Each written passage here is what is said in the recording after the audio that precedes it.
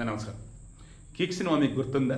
అందులో రవితేజది కానీ, మన బ్రహ్మానందన్ కానీ, అలీది కానీ కామెడీ వేరే లెవెల్. అందులో హాయ్ ఐఎమ్ రాజ్, ప్రకాష్ రాజ్, ఎందుకు గెలుకుంటారో నాకే తెలియదు అన్నట్టుగా ఒక డైలాగ్ని పెట్టేసి మనోళ్ళు వైరల్ చేస్తారు. ఏంటిది?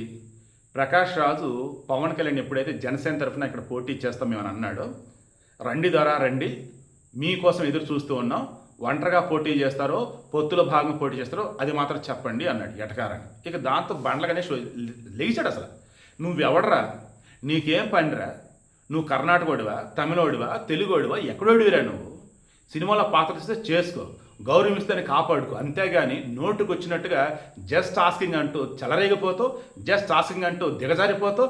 ఎవడరా నువ్వు, నీకేం పనిరా, మా తెలుగు వాళ్ళు మా రాజకీయాలు, నువ్వు తెలుగోడి కాదురా అంటూ గట్టిగా వేసుకున్నాడు. ఇక ఈ మూమెంట్లో ఇక వాళ్ళు అన్నారు కదా, ప్రకాష్ రాజ్ అంటేనే అంత దిగజారిపోయాడు. ఇప్పుడు కాక్రోచ్ పట్టినది వచ్చింది కదా, వాళ్ళ గురువులు అంటాడు, అతను పెద్ద కాక్రోచ్ వదిలేయండి అంటున్నారు. నేను కూడా అదే అంటున్నా. ప్రకాష్ రాజ్ లాంటి వాడిని నిజంగా ఇప్పుడు నటుడిగా చూడాలని నాకు చిరాకేస్తుంది, నిజంగా కంపరం పడతాను. ఎందుకంటే ఒకప్పుడు నటుడు అన్నప్పుడు ఆ క్యారెక్టర్లో చూసేవాళ్ళు. ఇప్పుడు ప్రకాష్ రాజ్ని చూస్తుండే సినిమాల్లో నాకు అతను బయట చేసినటువంటి దరిద్రనాడు గుర్తొస్తా ఉంది.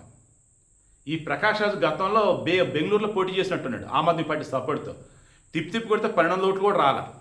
ఇతను జస్ట్ ఆస్కింగ్ అని ఏదో అడుగుతూ ఉంటాడు. నోటికి ఏది వస్తే అది, చేతికి ఏది వస్తే అది, మళ్ళీ సినిమాలో క్యారెక్టర్ కావాలి అంటాడు. నిజంగా తెలుగులకి బుద్ధి లేదండి.